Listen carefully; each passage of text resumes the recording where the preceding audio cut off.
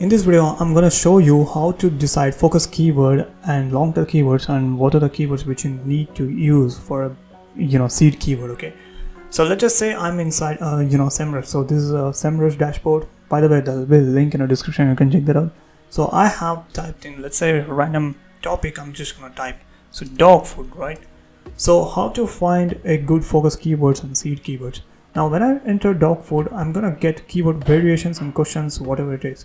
So I need to really go into in depth and find good keyword difficulty with a less keyword difficulty and focus on the keyword in order to get traffic in a short time. What I'm gonna do is I'm gonna make this keyword difficulty very easy. So we have this feature inside Semrush, we can make it very easy, and when I make it very easy, you can see all the green, one second, let's just load.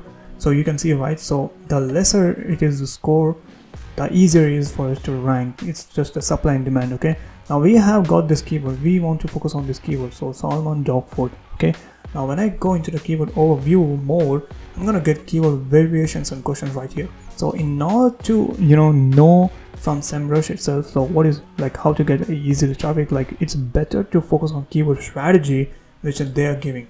So these are all the keywords which can help you build topical authority, right? So if you focus on this, on creating supporting articles, then it is very easy. You can matter, in a days, you can rank easily. So this is how you find, focus keywords and seed keywords and also long tail keywords variations. Okay, make sure the keyword difficulty should be in green and less. Okay, the less than 30.